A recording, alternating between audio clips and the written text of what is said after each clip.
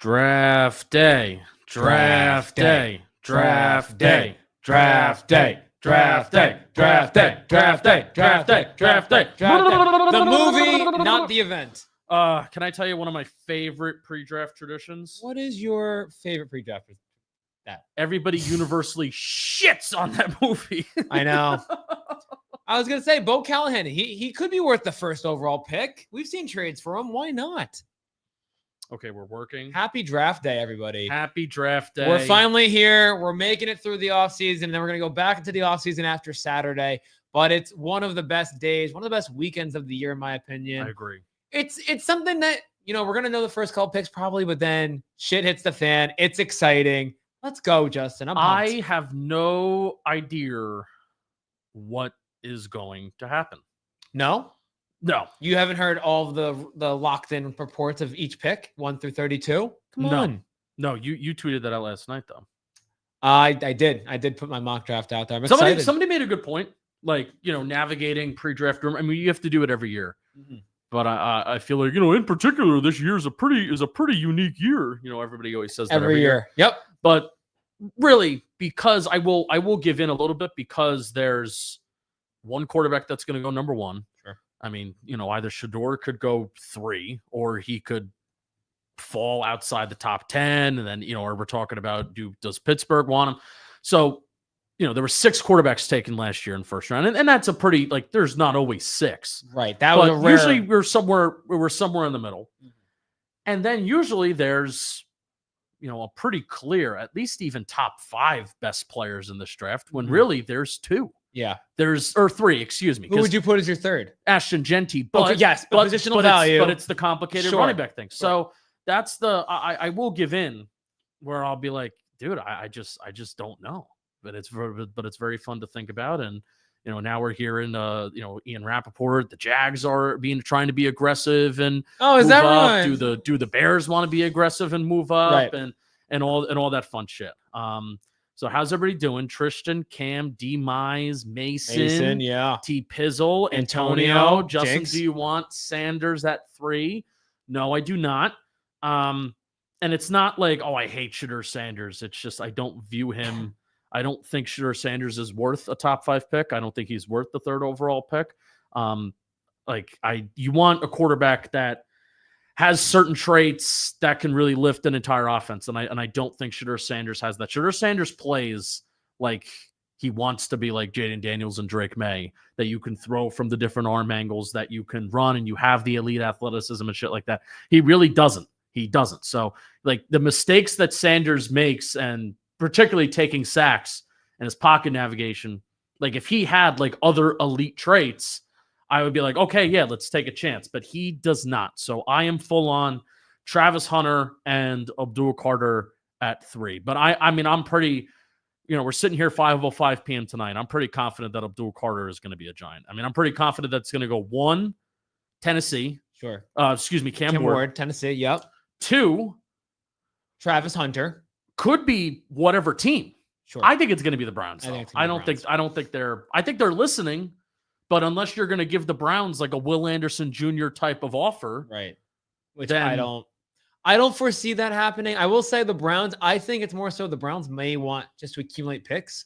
I believe they have 4 picks in the top 100. I could be wrong. I thought I read that somewhere. Andrew Berry, I think he's one of those guys that he trusts his guys in the front office, talent evaluation, and you just want more darts at the dartboard, plain and simple. I know Travis Hunter is a really talented player. Speaking of darts. Oh, yeah. Speaking of darts. I didn't even mean it like that. I swear that was just a slip of the tongue. You might see him later in Giant Blue, potentially, Justin Penik. You're excited about that. No. But no, going back to Shedeur Sanders, earlier this week, I was kind of talking you off the ledge in terms of, I don't think he's going to be a Giant. I just don't foresee the Giants taking him at 3. I'm sure Schefter announced it. Did he announce at some point? Because you had said to me that you were worried that Shedeur Sanders was going to be a Giant. My guy Doug Rush did tweet it out. Analytics Doug? No, not Doug Analytics. This is a different. This is a different. Doug Rush did tweet it out. Did he delete it? Ooh. Here's the. Is this the? From that, Shedeur Sanders is not going nowhere. There you go. There you go. There you go. Echo and all. There you go. But that makes sense. Going to Tristan in the chat real quick. How many quarterbacks y'all think can go going round 1? Penik, start with you. It's up. It could be up to how many? Because it's Cam Ward, it's Shedeur Sanders, it's Jalen Milroe, it's Jackson Dart, it's Tyler Shuck. Right. Those are the 5 names. Nobody else, right? No. And if anyone else, I don't believe the Tyler Shuck. Nor do I. Also, you have to think about it like this too. The Titans are out on quarterback because they have their quarterback now. Cam Ward. Yep. Cam Ward. The Browns need one. The Giants need one. The Steelers need one. Saints. I think the Saints tonight are going to be one of the biggest question marks in this draft at 9, because with the Derek Carr situation, I think the Saints are holding that very tight to their chest. They're not going to allude to whether Carr is going to play, whether he's going to get surgery, what's going on with that ordeal. And it's good. It's smart by Mickey Loomis in that front office, because you don't want to give away your leverage. They could go quarterback at 9, take Shedeur, take a Jackson Dart. Yep. They could potentially trade back, which is something that Mickey Loomis hates doing and despises doing. There's a world. Mickey Loomis, he loves playing some cards, loves wheeling and dealing. He could trade back up. Why not? So I'm really curious to see what the Saints do. I don't think there's going to be more than 3. I think 3 is the max. Jalen Milroe could be the sneaky guy. He should be. And it could be. He should be, like, even if there's a team that wants, this is kind of crazy. Yeah. Even if there's a team that wants to take his ceiling over Shedeur Sanders, I don't hate it. No? I don't hate it. And especially if I hate to speculate on rumors and how guys interview when that's the most frustrating part about the pre-draft process, is that shit's honestly the most important, especially for quarterbacks. Yeah. You know, if Abdul Carter's a little bit of a head case, all right, go hit the quarterback, you know. But you really defensive lineman, even DB and corner, like, all right, make a play on the football. You know what I mean? Sure. But quarterback, how you interview, and if you're a hard worker, and especially, regardless if you have perfect traits and perfect feet and a perfect brain, like everything like that, how you interview and how you work is it's probably bigger than just the on the field stuff and the traits and the stuff that you're quote unquote born with, right? 100%. A quarterback, absolutely. So I know for a fact that Jalen Milroe, just where he's kind of come from, Saban, how close he is with Nick Saban, not just spending years with Saban, but I think they're like legit close. Nick Saban has like gone out of his way to defend Jalen Milroe. Apparently Jalen Milroe has interviewed well. Those are the rumors that are coming out, and the rumors that have come out is that Shedeur Sanders has not interviewed very, very well, which... Can I say it would be wild? And this is a hypothetical, obviously. Let's say Shedeur slides. We get to the 21st overall pick. The Pittsburgh Steelers on the clock, needing a quarterback. I think if we go draft day, go nuts, go bonkers. Could you imagine if they go Jalen Milroe at 21 over Shedeur Sanders? It's something, right? Because Mike Tomlin might prefer a quarterback who's very, very mobile. I know Shedeur is as an athlete too, but I think Jalen Milroe is one of arguably the best athlete at quarterback in this class. And look, Shedeur, there's a lot of off-field stuff, not even just pertaining to him, but to his family too, that teams might not want. And especially the Steelers that have George Pickens and DK Metcalf in that wide receiver room. And now you could potentially add Shedeur Sanders. That you hate that T word, but it could become a very toxic offense. Mike Tomlin's had to deal with that in the past with Antonio Brown, Deontay Johnson, Le'Veon Bell, Martavius Bryant, etc. I don't know if he wants to do it again. And I'm curious at 21, if they go quarterback, will it be Shedeur? Will it be Jalen Milroe? Yeah. Jackson Dart, if he's still on the board? I don't know. Josh in the chat, we kind of alluded to it. What are my Saints doing? Go tight end, Genty slide. They're a wild card. I really don't have that's one of the teams where they have a couple of needs. Saints, potentially tackle after the Trevor Penning move. Edge, Mickey Loomis loves going athletic edges as a pass rusher. I really don't have a field. Saints, any lean in a mock? I don't know. No? I don't know. Here's the lean that I have. We'll go in order. Yeah. We just talked about the top 3. Ward, Hunter, Carter. The Patriots are probably going to draft Will Campbell, even though I would draft Armand Membo over Will Campbell. I think it's a leadership thing. I think Will Campbell is really well regarded as an interviewer. Yeah. I know the arm length is a question. I would even think about Kelvin Banks over Will Campbell. But people like Will Campbell, this is, I'm not gonna act like I'm gonna reinvent the wheel. I like the ceiling of those other 2 guys more. So Will Campbell's going to go 4. I think it was reported too that the Patriots a couple days ago just went down to LSU. So that seems like a slam dunk. 5 with the Jaguars. I don't think they're picking there.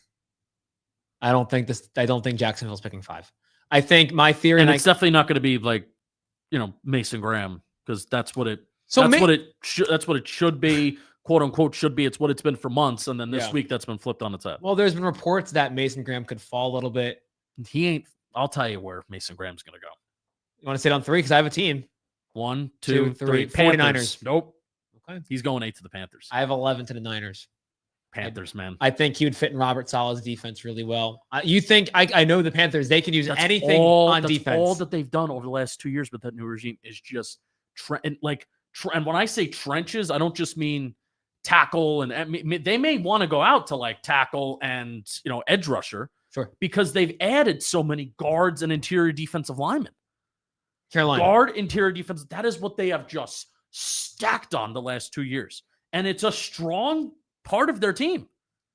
It makes sense because this was the team in the Carolina Panthers defense that was the worst defense statistically in NFL history in terms of points allowed.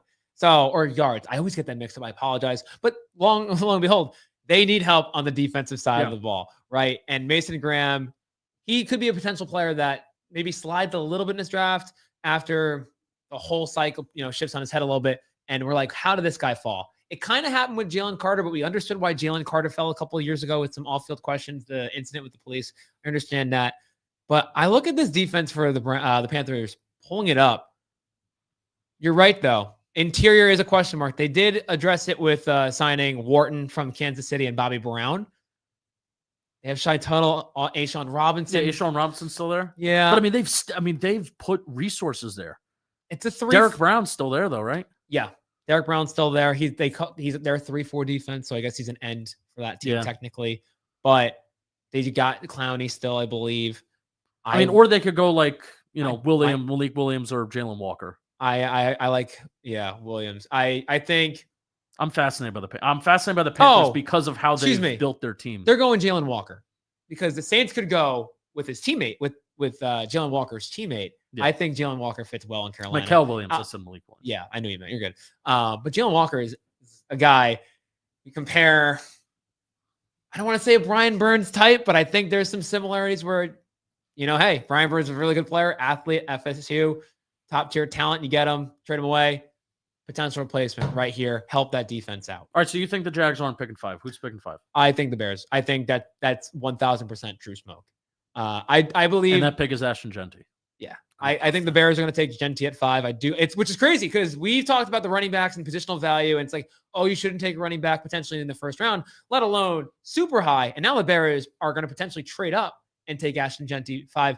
It does make sense because this is a team in this offseason that has addressed the offensive line very heavily in free agency and the trade market. Yeah. They are rebuilding that trench, protect Caleb Williams.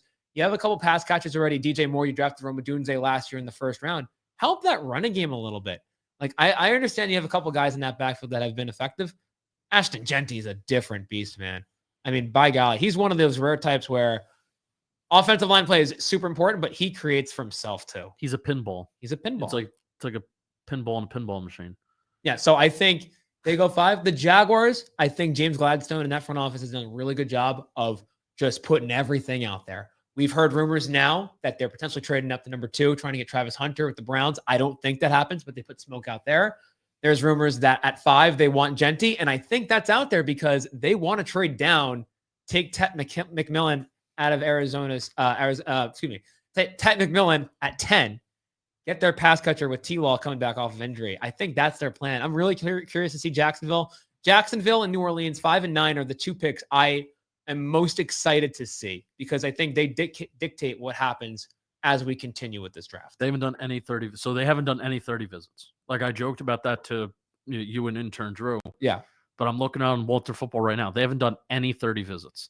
And, I was listening to Jaguars GM was speaking before the draft. And he's like, well, I feel like 30 visits, they really show your hand and they kind of give like a competitive advantage. It's a competitive disadvantage, I guess, to really show your hand in terms of what you're going to do. Just take the local visits. I joked that either they're locked in on only one prospect out of the entire draft class and or they're just not ready for the draft. There's so much time. They're just not ready. No. They're really behind. Yeah. They're just really behind. This is going to be one of your narratives you're going to spread, huh? Yeah. Flat out. Okay. They didn't have any top 30 visits, so they're just not ready for the draft. They haven't done any work. T-Pizzle70 in the chat. Did anybody go to Shador's birthday party though? That's a great question. I mean, is he I wasn't invited. He wasn't invited. I don't know. He told me to stay on this side of the table. Bo Callahan asked. Potentially the question marks are there. That's a narrative we're going to hear about all night. The farther we go, I think we might see a little bit of a Johnny Manziel-esque. 2014, I believe it was, or whatever year he got drafted. Yeah. I think it was 2014. Correct me if I'm wrong. He slid, and I remember everybody saying, especially Gruden, I don't understand why freaking Manziel slided, man. This guy could play some football. Jadeveon Clowney can play, and I can see this is where it gets so tough to, or if you're on this side or that side, sure. And you're just a fucking hater, you're just to this, you're just to that. Shador can be good. Like, ironically enough, I wish the Browns were more in on Shador. I wish the Browns were picking 7th or 6th because I think that would be awesome. Like, I think Shador with Kevin Stefanski, every single quarterback that he's had success with has been a pocket passer. Right. Kirk Cousins, the corpse and ghost of Joe Flacco, who's still around. He's back. He's just back. Yeah, which is so now. funny. Even Baker, actually in 2024 scrambled way more than he has in his entire career, and he did it very, very effectively. But still, Baker Mayfield is a pocket passer, had relative success. I think they made playoffs and everything like that. And even Jameis, I wouldn't really consider that success, but at least put up numbers. Yeah. And Jameis is a pocket passer. Every single quarterback that Stefanski's had success with has been a pocket passer, where Stefanski hasn't needed this quarterback that can move and, ironically enough, play almost like a Deshaun Watson can. Yeah. So I think Shador is like the perfect fit for the Browns in terms of a coach matching with what a quarterback can do. So I mean, I could see, but if you're going to expect Shador, like if Brian Dable were to draft Shador Sanders, and this is why I think Brian Dable's out on Shador Sanders, he wants a guy with a bigger arm. Yeah. That's one of his weaknesses in terms of comparison to NFL quarterbacks, right? Shador, I think his other big weakness is holding onto the ball for too long. Right. So if Shador goes to a team, starts right away with a bad offensive line, right. I do not think it's going to go well. Where he's good, doesn't really make mistakes. He's pretty good in pre and post snap recognition, and that comes with starting in college. So I give him credit there. And he's a tough guy. Like, I mean, I know we give him some flack. I don't like how some people are saying the same thing about Jackson Dart. If you're going back to toughness should be a prerequisite. You have to be tough to play quarterback. Like if we're talking about toughness as an outstanding trait for a quarterback to try and find some sort of positive things, then I'm sorry. I'm kind of like, all right, like I'm out on that, because every quarterback needs to be tough. Like, I think is so. A prerequisite. The other thing, I guess, if you don't want to just say toughness, like in terms of a prerequisite that I think Shador has, and not all quarterbacks do, he's pretty good under pressure. And I'm not talking about like when the pressure's coming in. I'm talking about late game situations. Clock is running. Yeah, you got to get a score. Like, I don't want to say ice in his veins, but that is something Shador Sanders Hail Mary against Baylor and all that kind of stuff. And I mean, mind you, Colorado really didn't win much, even though the number got retired. Different story. I also don't. I also tell you something that pisses me off about Colorado. Pat Shurmur was the offense coordinator, former Giants coach, former Vikings offense coordinator. I think he was the OC with the Miracle in Miracle in Minneapolis. Yeah, I think that's where he got hired. So he got hired from the Giants after that year where Case Keenum, they won like 11, 12 games. So Pat Shurmur was the offense coordinator over there. And they're down by sometimes 28 points. Like in their bowl game, they're down big late in the game, or against Oklahoma State where they won 52-0. They're up big late. And I think this was a directive from Dion up above of, we are still going to pass. We're still going to throw the ball down the field. We're still going to force feed Travis Hunter, because they were stat hunting. It was very, very frustrating. So that leads to, certain inefficiencies. It leads to bad sacks. It leads to things that you typically wouldn't be doing when you're down by 4 scores or up by 4 scores. Sure. So that was a frustrating thing. Like, I think that was like a Dion directive thing, where I think, honestly, if you got a coach that, like, all right, dude, on this 3rd and 6, I'm not going to have you hold on to the ball and drop back and I think he drifts. I'm not saying that Dion would tell him, hey, son, drift to your left and take a sack. But I think it's a mentality thing where, all right, you're going to get the ball. you're going to get the ball out of your hands quick. Like, this just has to happen. You have to stop playing like you're Patrick Mahomes and Lamar and Josh Allen, because you're not. So it has to be like an identity thing. Well, let's go back off of the getting the ball out of your hands quick. Shedeur, that would actually fit pretty well with Pittsburgh, because ever since late Big Ben, that's one thing that they really identified at a quarterback. Like Russell Wilson this year too. Yeah, they wanted to get the ball out of his hands. It was either, I will say, it was get the ball out of his hands, or the moon ball. Yeah. But it was mostly get the ball out of your hand, get the ball out of your hand. He does put decently nice touch. Like, I don't think he has Russell Wilson still throws one of the best deep balls in the NFL, even though he has other deficiencies as a quarterback. Like, Russell Wilson's moon ball is Russell Wilson's quick game, ironically enough. So I do think Shedeur can actually, he may actually fit that too, because he puts nice touch on the ball. Can I, on the sideline. My last thing on Shedeur, I'm going to tell the people my dream scenario. I think my movie cinema chef's kiss situation for Shedeur falls to 21. Steelers don't take Shedeur. They do whatever at 21. Browns trade back up, take Shedeur late in the first, get that 5th-year option eligibility. They get Travis Hunter and Shedeur. And their teammates. It's Colorado East. Yeah. In Cleveland. What do you think they're going to use him more as a receiver or a corner? Travis Hunter? My personal opinion of what they should do is corner. And I think everybody agrees on that. Well, but I do want to state the big reason behind it. When you're playing cornerback versus wide receiver, cornerback, you're starting, you can script yourself as a wide receiver, get the ball into your hands. If you're sprinkling yourself in at cornerback, you can't say, hey, go get an interception. It's not as easy as 1, 2, 3. But at wide receiver, you could sprinkle in, and there could be a design package just for Travis Hunter to be used and get him the ball. So I think I think teams actually view him better as a wide receiver, as crazy as it sounds. I think the Browns just need a receiver more. Like, they do. It was Jerry Jeudy, right? Desperate. It was Jerry Jeudy and the bunch at that point. Elijah Moore. They still have, I'm blanking on their third guy, Cedric Tillman. They still have Cedric Tillman, who's good. So they would need another receiver in that group. And Travis Hunter would definitely be an improvement. If you're going to take him second overall, potentially, it has to be an improvement. But I think he should be more of a CB. He will be more of a receiver in the NFL by NFL teams. All right, even looking outside the top 10, 49ers are at 11. Their consensus, first of all, mock draft popularity. I love looking at the consensus. Love it. Nobody fucking knows what the 49ers are going to do. Mock draft popularity has Will Johnson at 11. Can I tell you, I kind of feel good about them, the Niners. I think they go interior defensive line, and I think it's either. Oh, they should. I think it's either Mason Graham or Walter Nolan.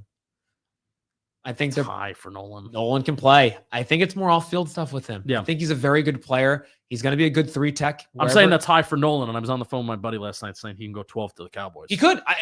He can go. There's a world he goes as high as 9. He won't. I don't think he will. Yeah. There's a world that he goes. Walter as high Nolan, as 9. I think, has top 10 talent. Yeah. That's in this class. He has top 10 talent. Yeah, it gives Jeffrey Simmons. Do you remember what happened with Jeffrey Simmons? No. Jeffrey Simmons, when he came out of Mississippi State, he got hurt late in the process, so that kind of held him out. But there were also some questions about off the field stuff prior to him getting hurt, and he was a near consensus top 5 talent in the draft. But he slipped to, I think, in the 20s to the Titans because of those issues. And ever since he got healthy, he's balled out in Tennessee. I think Walter Nolan, that's the ceiling of this player. He could be a very good interior defensive lineman. I think he disappears. I think that's his issue, where you turn on some Ole Miss games, and I think I got the couple of the interior defensive lineman guys that I got excited watching the last couple of years that weren't like unanimous number 1 guys, right? Sure. Johnny Newton and Illinois. Kalijah Kancey. Oh, you loved Kalijah Kancey out of Pitt. Yeah, Loved him. And I got legit excited watching them. And there's a similar vibe certain games when you watch Walter Nolan, except Walter Nolan's bigger, he's bigger than Kalijah Kancey, 6'3", 305. It's the ideal size that you want. And he's 21 and a half years old. He's going to be, turn 22 in October. The only worry is that Kentucky, 0 sacks, hits, or hurries, so 0 pressures. Right. The next 2 games, South Carolina, LSU, 6 total pressures, 7 total pressures, and I'm counting sacks, hits, and hurries this is per PFF. Sure. And then, the next 3 games after that, a combined 2, and then he has 4 against Florida, and then he has 0 against Georgia. That's it's the streakiness of not necessarily knowing what you're fully going to get out of Walter Nolan. And then on top of that, do you really love football? And this is something that I want to read too. Yeah. What are you going to read? Jay Glazer. Okay. Is this the thing where there's 3 prerequisites now? Your injury. Okay. Jay Glazer, interesting thing. And again, this is one of those things of why the pre-draft process frustrates me at times, is because this is such an important question that we just don't have answers to. Right. So this is Jay Glazer. Interesting thing that came up in my draft prep calls. For years, teams have pulled players off the board for A, injury concerns, or B, character concerns. A third category reason has been added, and most teams don't talk. And most teams I talked to had guys off their board for, quote, doesn't love football. This was the first year it was so prevalent. I asked around why it was. It's because of NIL money. Guys have already been paid, and some of them don't feel like they need to grind to get paid. So basically, the guys who love football are going to be appreciated more. And, I don't know, some of the things that maybe we heard is Walter Nolan part of that. I don't know. Yeah. So this was something that has always been discussed within the football community. Do you love football? Like, you try to get a feel for these players. But that's a great point by Jay Glazer, the NIL. That throws an extra wrench into it, extra layer of, hey, we want you to love football. We don't want you to love making the money component of it. We want you to love ball, play for our team. We want you to be here for a long period of time and be a dominant player for us, be a culture-changing player for us. So that's a pretty interesting element added into this year of the draft, that teams are making a high value of it. I'm curious to see, chat, there's any questions. I want to hear what they want. I want to hear what the people want to hear. Some people asked about the Jets. The Jets, I hope they go tackle. Don't go tight end. Okay. Get a right tackle. I mean, you can even, I don't know, like, I feel like Olu can play right tackle too. Yeah. So if you take Membo and you feel like, I want Olu to play left tackle. Olu can play left tackle. Membo can move to the right side. I think that would be a slam dunk pick.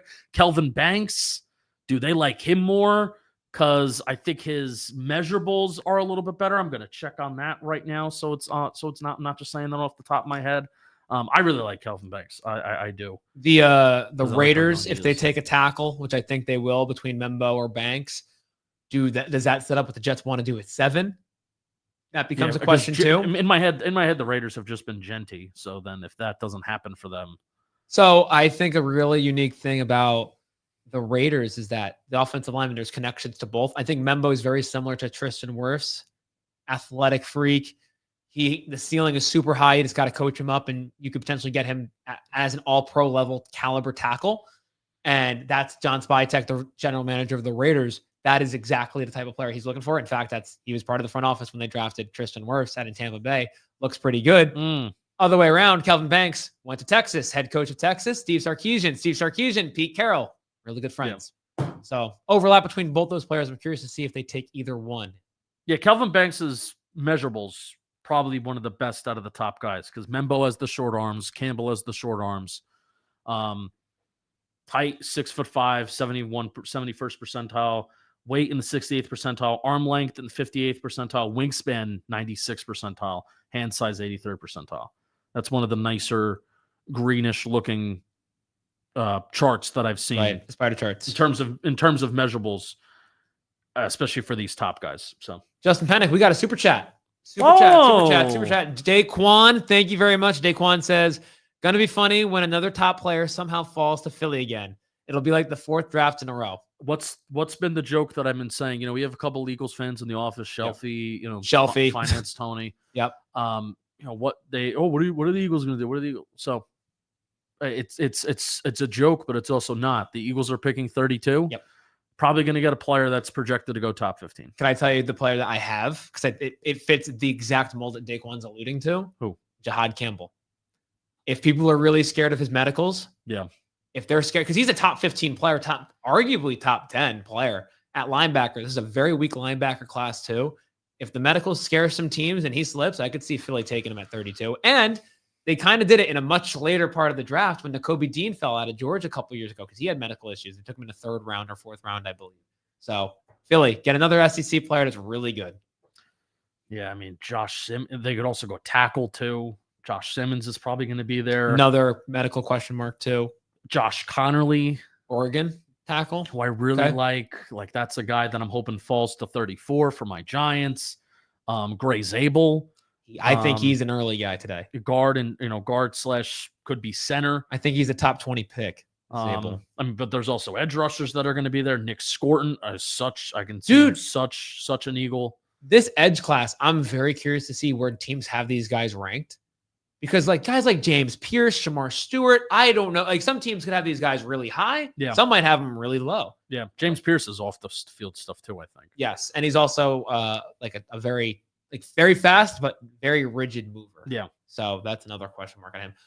The kid out of Boston College is an athletic freak. Yep. I don't want to pronounce his name wrong, so I apologize. Donovan, last name. Yeah. But so this edge class is Araku. That's what I'm going with. Is Araku? That sounds about right. Mike Green. We haven't even talked about Mike Green. Sack leader. Mike Green put Josh Connolly on his ass at the Senior Bowl. How do you like that? I like me now. Viking. Where are the Vikings picking? What are they doing? 24. 24. What do they need? Yeah. Yeah. So like they could go younger at running back. A guy like Omarion Hampton, Trayvon Henderson could be an option there. I can't see that. They traded for Jordan Mason this offseason. They have Aaron Jones back. So maybe not. Maybe they go interior defensive line. Pairing with Jonathan Allen. I believe their defensive line is one of the oldest in football. So maybe go younger there. A guy like a Derek Harmon type could fit the interior mold there. Yeah. They have safety out of South Carolina. Nick, Eman Worry.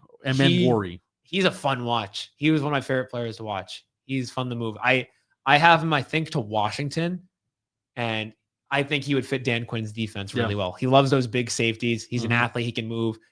Cam Chancellor, 230. Cam Chancellor, and who was the Cowboy safety? I don't know if I'm thinking of Javon Curse. The other one was Wilson, Florida kid from when he was in Atlanta, the Falcons, when he was the head coach, safety out of Florida, retired early. Didn't become good. Also went to Dallas. I'm blanking on his name. What year was he at Dallas? I can find this. Someone on chat help me out. Falcon safety might have played for. He converted to linebacker. Cedric Wilson. That's a Colts cornerback. I know who you're talking about. This was last year. No. Yes, I know who you're talking about. Keanu Neal. Thank you, Morgan B. Good job. Yes, that's who I was. I could not think of his name for the life of me. Another one of those types of players. I think that South Carolina safety fits the mold for Dan Quinn. How do you like that? Like that. How do you like that? What else, man? I'm going to celebrate anytime a safety, an off-ball linebacker, a tight end, a wide receiver comes off the board. Why wide receiver in that group? Because I love the trenches in this class. I love, even I'll put tackle in that same boat too. I love the tackles are pretty deep. The interior linemen sort of pseudo. I mean, so it's not that deep. I think there's a good amount of linemen. I'll just put them under that umbrella. Yeah. But especially the interior D linemen, so deep. And the more teams fuck around and take Matthew Golden and Emeka Egbuka, who I view as like a slot only. I like him. I really like him too. I like him, and I think he's going to be a good NFL player. I think he has a very high floor because of Ohio State. But still, like as a fan who wants, and this is where I think the NFL is going to lean to anyway, because of how the Eagles have won their 2 Super Bowls, how they've organized their roster, and also, I think more importantly, how Patrick Mahomes has lost his 2 Super Bowls. I think the NFL is going to be like, oh, well, let's just spam O-line and D linemen, like spam them. So that's what the Eagles have done. Yeah. And I think looking at the strengths of this draft class, I think the NFL is going to be in line with that, where we're going to see a run. So anytime a team does not take a tackle, a guard, or an interior defensive lineman, I'm going to celebrate. Oh, when they don't. Oh, I heard you completely wrong. My apologies. But still, I do understand. I completely agree with you, though. Like, this is a class where I think we're going to see some of these offensive linemen go higher than what we would in a normal class, because no offense to the rest of these positions, there's not, maybe outside of running back. I hate the receivers are not good. Yeah, there's not like I hate the receivers. There's not like a stud group this year. Edges, like, there's some names, but they're not like super good outside of Abdul Carter. There's some high ceiling guys. There's some high floor guys. There's not a mix of both. Offensive line, there's just a lot of guys. A lot of these tackles could be guards, potentially too. Like Donovan Jackson is one guy I'm excited to see if he goes tonight. Good player, captain. Yeah. What are your Colts going to do, man? T. Pizzle. I'm wondering too. Hopefully Daniel Jones isn't playing quarterback. Let me tell you that much first and foremost. Well, he's going to play it at some point. Probably. So I think the Colts will be dictated on what the Jets do at 7. Okay. So let's say the board. I'll set the board. I'll set the scene. All right. We have Cam Ward, Travis Hunter, Abdul Carter, Will Campbell, Ashton Genty, and one of the tackles off the board. Okay. And I'll say Armand Membo. That's the tackle off the board. Okay. If the Jets go anywhere outside of, if the Jets go tight end, the Colts will stay at 14. And I begin to question what they do a little bit more. Colston Loveland, if he gets to 14, could be an option. Jahad Campbell, I know they're interested in him even with the medicals.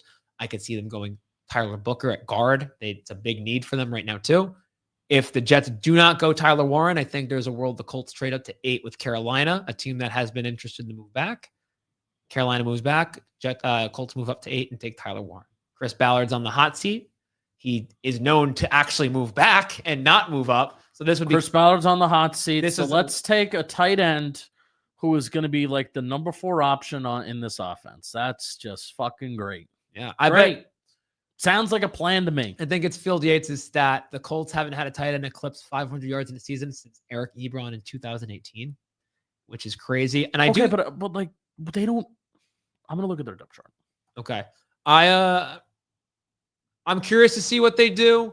What Chris Ballard's thought process is here. I think Tyler Warren is not a blue chip player, but I think he's pretty close. This roster isn't good though, so I don't know if you should take a tight end that high. But he's going to be. Yeah, he would be the number 4. That tight end would be the number 4/number 3 option.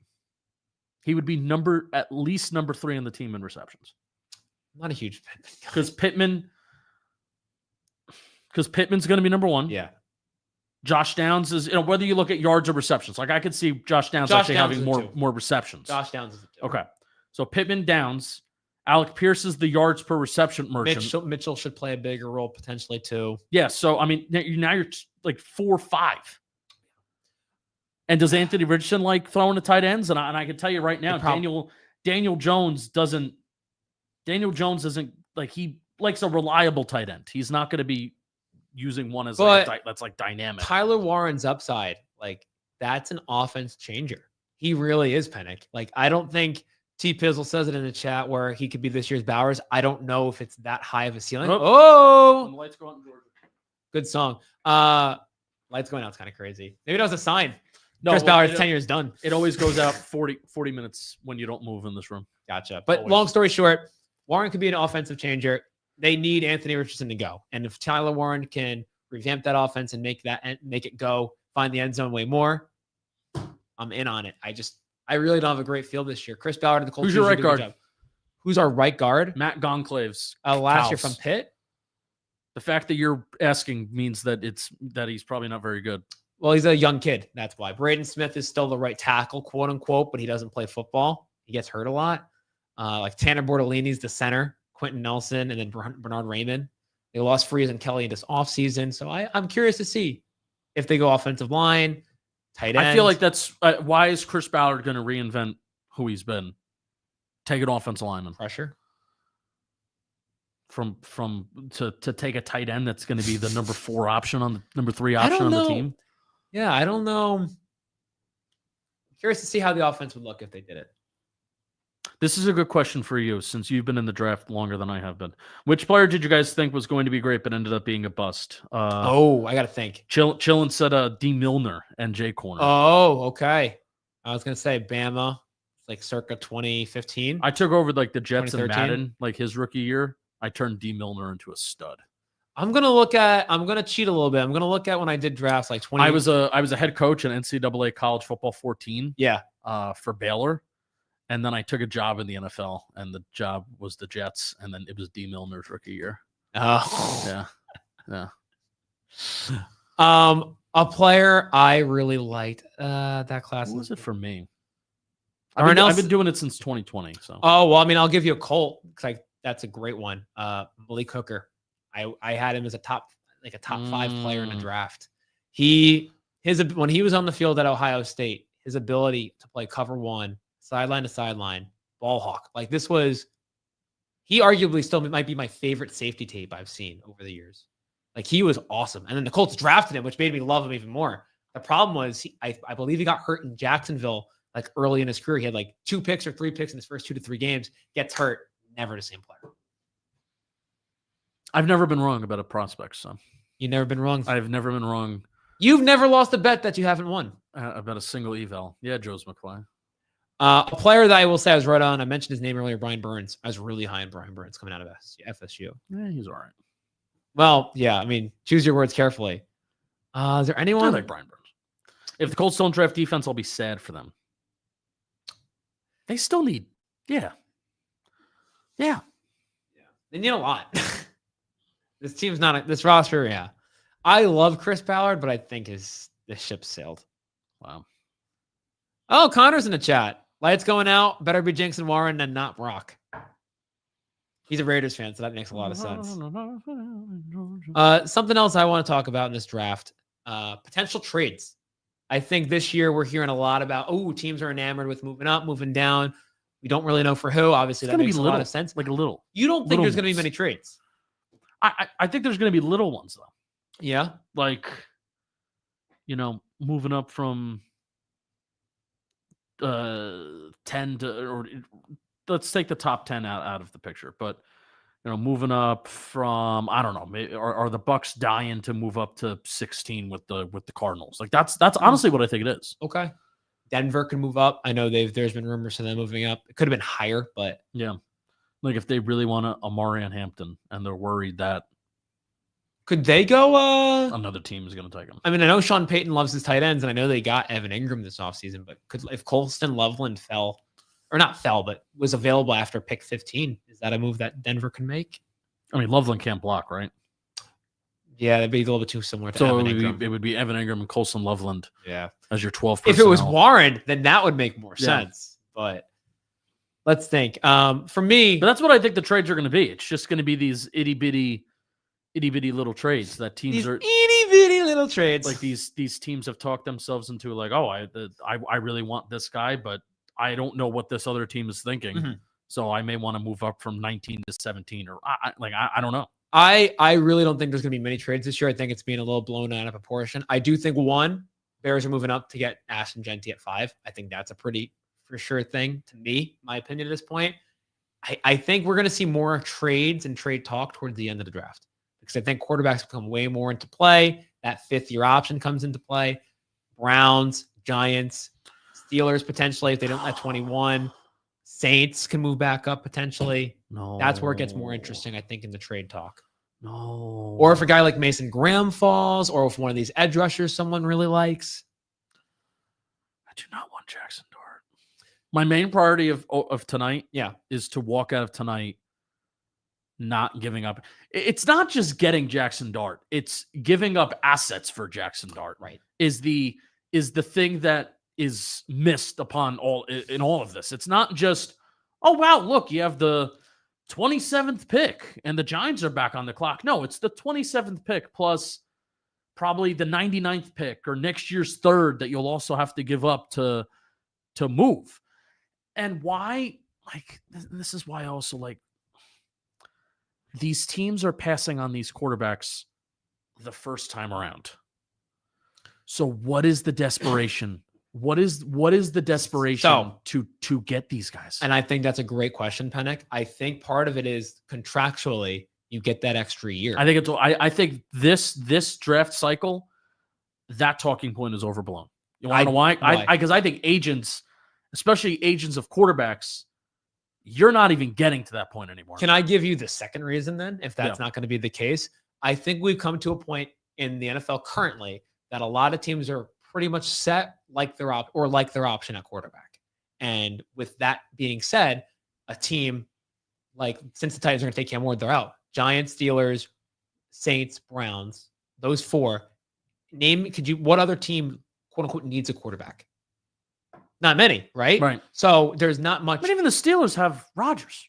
You would think. Potentially. They don't. They could. They don't yet. But that said, that's 4 teams, right? So there's not much competition for these guys. So you can pass on them the first time and hope, hey. So why are you going to give up more? And I'm not getting mad at you. Why are you going to give up? I'm getting mad at the fucking team that's going to do this, and I'm gonna laugh and celebrate if it's not my team. If you don't believe in the guy to begin with, either at 3, 2, 21, 9, so you're going to give up more assets to move up and get him when you didn't believe in him enough. And the expectation for that guy, if you're going to move up for him, and especially take him in the first round, isn't to just be a project. He better fucking play. He better be a player. So I think the part that you're overlooking, though, is that you might pass him early in the draft, but you're also getting a quality player with that pick instead.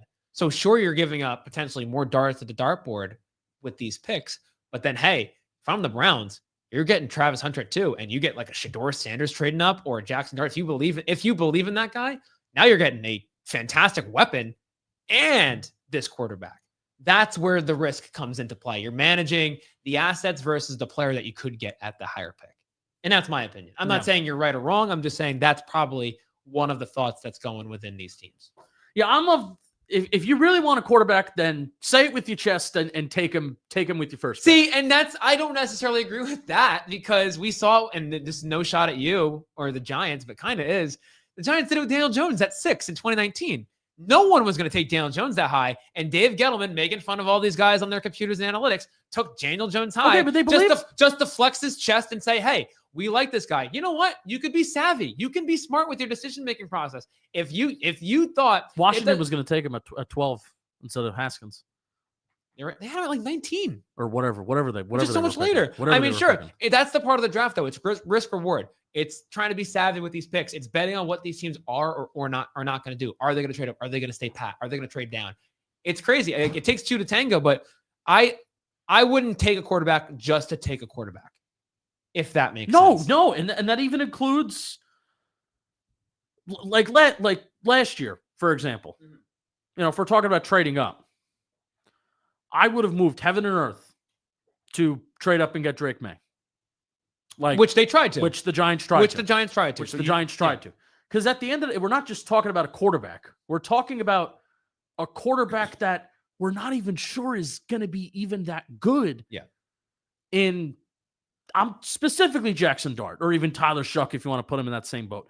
Right. Jalen Milroe, I'm a little bit more like, because the traits are there. Right. The high-end traits are there because of his running ability and because of his arm, but specifically his running ability, his floor is inevitably increased. That is something that I think Dart can move, but it's not Jalen Milroe. Mm-hmm. And Shedeur can't even move as well as Dart does. I think the other part within this quarterback conversation, Penik, is that teams don't just scout for the 1 year.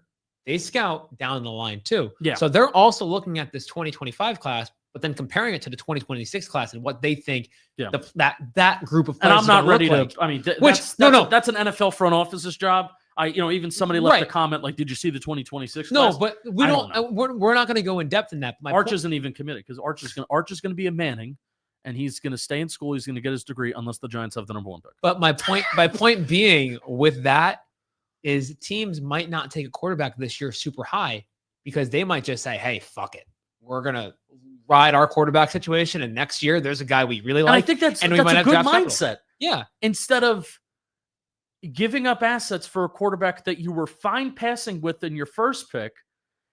So you're like, not even sure. Oh, we're not. I don't like that. That's not how I operate. Which is fine. If you believe in a quarterback, take him with your first pick. And if you don't take him with your first pick, get other players. You're pounding the table. This is what these guys do. They have conversations like this. We're talking about a player. It's like, hey, you might have been in the area scout talking about this, who's seen this player, talked to this player, done the whole write-up on this player, and you're pounding the table for him. And then there could be someone like me saying, no, I mean, I personally don't like him, or I have someone rated higher than him. We should take him with this guy. This is what the draft is all about, right? Like these types of conversations. And that's what the draft is all about. Anything else? Yeah, I have a fun question. There's a lot of teams we haven't talked about. Yeah, I have a fun question for you. Texans are going to draft the tackle. You kind of read my mind. And I'm going to hate them. I hate the Texans forever now. Look at me. I liked the Texans. Look at me. I hate them. That was good. The question I was going to ask is, was there any team position match that you felt locked in with. And chat, if you guys have a team and a player that you like or a team and a position that you like, let me know because I want to read these off and kind of like the Seahawks are going to draft the linemen. Okay. I kind of agree with that. Gray Zabel makes a lot of sense there. Chargers are probably going to do something fun because they're just a fun team. I don't know what they're going to do. The Chargers, I have them going Kenneth Grant, another Michigan guy. Jesse Minter knows the him. Consensus mock draft has them going. I mean, it just makes sense. Maybe Will Johnson, if he's there. I don't think he will be. There are a couple teams, I'll be honest, I have no idea what they're going to do. Cardinals and Falcons. 50 or Falcons, Cardinals, 15, 16. I don't have a good feel for defense. Yeah, I would agree. Just defense. Like Falcons should probably go edge. I have no idea which one. Cardinals. Consensus mock draft is Mike Green.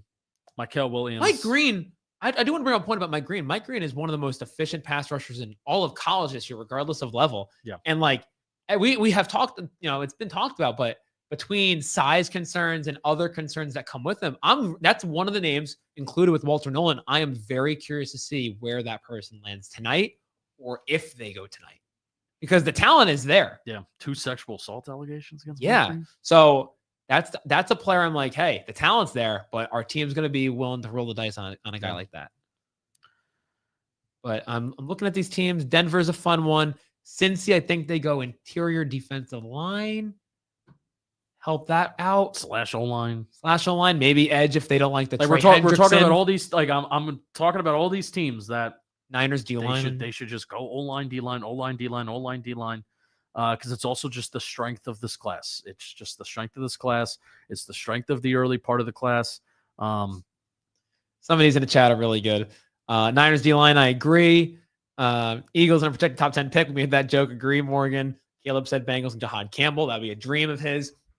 Great player. Can he just stay healthy? Can he be healthy? Schneider picking interior offensive line in the first round would be a miracle. Needs to happen. I kind of see it. I kind of like it. I think they're going to go Zabel if he's there. Curious what the Texans and Browns trade leads to. You saw that, right? Late in the late round swaps between 2025 and 2027. When did that happen? Like right before the stream. Oh, I did not see that. Like 5th, 6th, 7th round picks. Like it was a 3 for 2. I don't know the exact trade off the top of my head. We can look it up, but Howie Roseman ship. Did you see look back at the transaction list for the Philadelphia Eagles? I'm okay. During last year's draft, and it's like a novel. It's like Narnia long. I'm the Lion, Witch, and the Wardrobe. Which don't do me that. I'm wondering if front offices are like just fed up with everyone talking about Howie Roseman and a Howie masterclass or how he does this and how he does that because he does get a lot of credit and rightfully so. And now everybody's going to try and copy him this year. Yeah. And he's still going to get probably the best. Like if he gets Josh Connerly at 32, I'm going to look at that and be like, damn, Josh Connerly could be like the best tackle in this. Because I already do think that Josh Connerly could be the best tackle in this class. And that also means he's going to Stoutland University too. Nate Tice's father, former O-line coach. Okay. Bob Tice could have just made up a first name. Okay. Josh Connerly, number 1 tackle in this class. Yeah. Wow. Okay. And I mean, Nate Tice, one of the best ball knowers in the industry. So that is high praise for sure. Fan of this channel. Shout out Nate He's Tice. watching right now. Maybe. Who knows? No, I think he's very busy. Probably very busy, man. He's probably pretty busy. Dolphins in any position but tackle. I feel like they're going defense. Yeah. I mean, maybe. I'll be honest. That's like one of the teams I completely forgot where I had them going. I might have had them going. Oh, let me pull up your mock draft. Oh, you're going to pull it? I'm going to put it on the screen. Oh, no. The people at home can make fun of me now. Oh, big update. Yeah. Carl Banks. Carl Banks. I may actually show this. I had the Dolphins going Barry. That's right. Long arm safety. This is how you know. Present. Here, I can present, share screen. Allow. Share.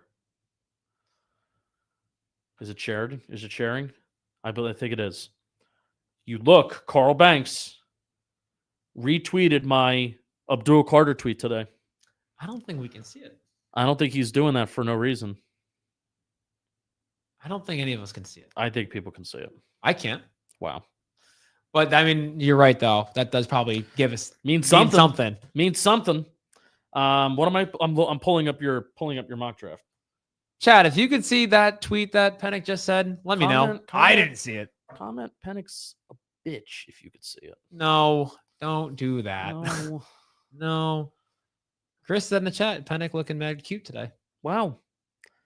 So, Wow. they have said, quote, can't see it. Whoa. Sad. So, once again, as always, Dalton Feely right, Justin But Penik Carl Banks wrong. Carl Banks did actually retweet the tweet that I had, and that was like, oh, he usually knows stuff. Okay, I have the mock draft on the screen now. Okay, I'm ready. Let's see. Anyone that I hate. Yeah. Only 2 I trades. would hate if I know you're probably rooting for the Jets to take Tyler Warren. I would hate that. I don't know. I'm like a quiet Jets fan because I really like their roster. Yeah. And I actually think that even though Aaron Glenn isn't a great defensive mind, but I think he can be a good defensive coach. I've told you this. Head coaches, you have to be one of 3 things. You have to be either really good in game situations.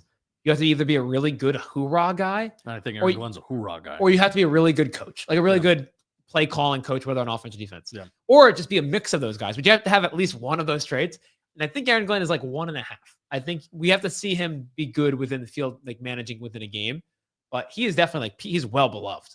Tyler Booker to the Cowboys feels like a Cowboy move. I think who's the next tackle you have going?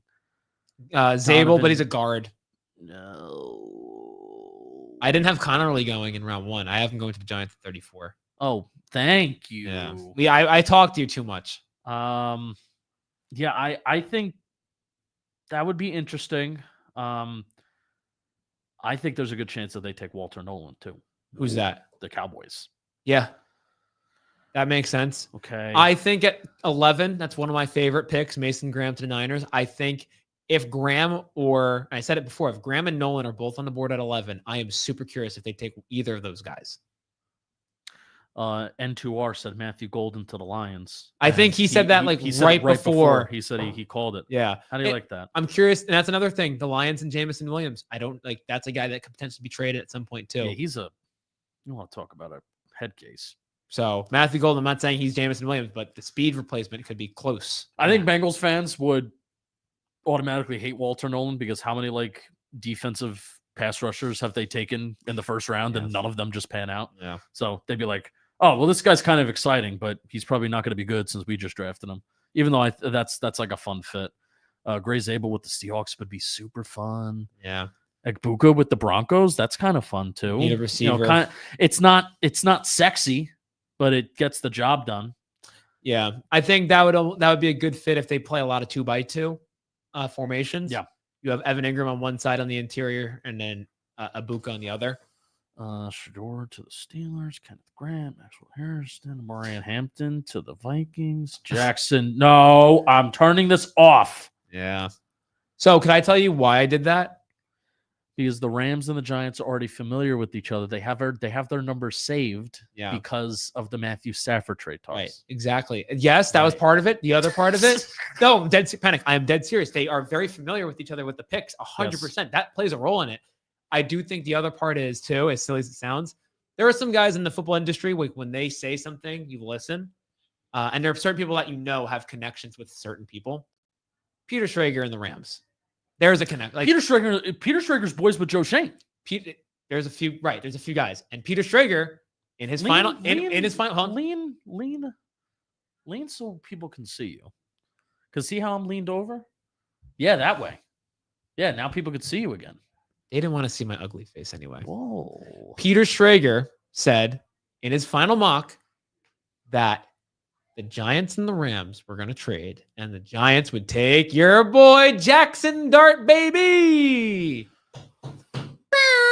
So, and when Peter Schrager says it, I believe it. Okay.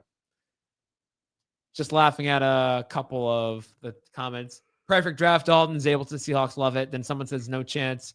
Lions take Golden. 0.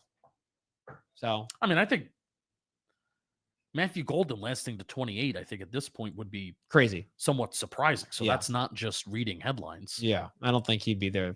Based on what we're hearing today, doesn't sound like he's going to be there. I mean, the Cowboys could take Matthew Golden at 12. That's a name I was debating at 12, ironically.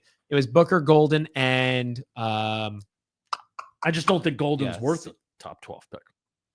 People said like people got mad at me because I see a lot of Sterling Shepard and Matthew Golden, and I'm like, there's a reason why I said Sterling Shepard. When people are like, I see Stephon Diggs, it's like, well, no, I don't view Matthew Golden as Stephon Diggs. How do you like that, Dalton? It's been a little over an hour. We did it. We did it. We did it. We did it. Well, you guys did it. I also want to say, Penik, shout out to everyone who's been in here to watch us. Okay, now you can move over again. Oh, thanks. That's very sweet of you. Shout out to everyone who's been streaming with us.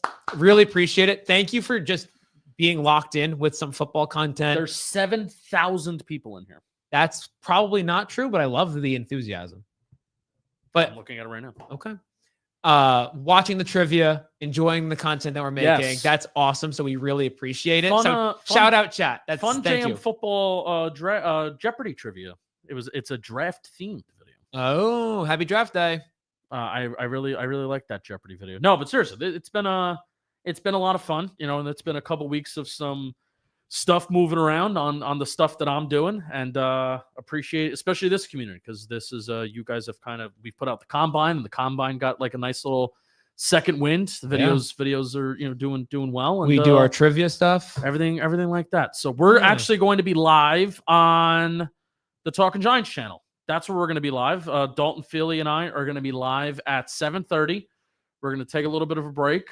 I don't know how long we're going to be live for on that channel. Part of me, I didn't want to stay live for the whole first round, but we may have to, because the Giants fucking may trade up. And I think I would want my reaction on camera if they take Jackson Dart. So, Doug Analytics, nice to see you.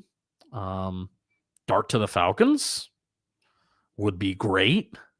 Ignoring that would be awesome. Nate, come on, you can't do this to us. Would be awesome. So we'll see you at 7:30 over on Talking Giants. We're gonna talk all NFL draft stuff too. So don't feel like you can't join us for that, because it's a fun night.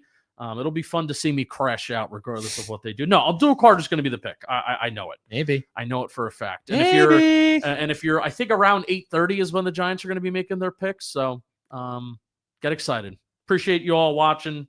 Happy draft day. Happy draft weekend. Enjoy your weekend. And we'll see you soon.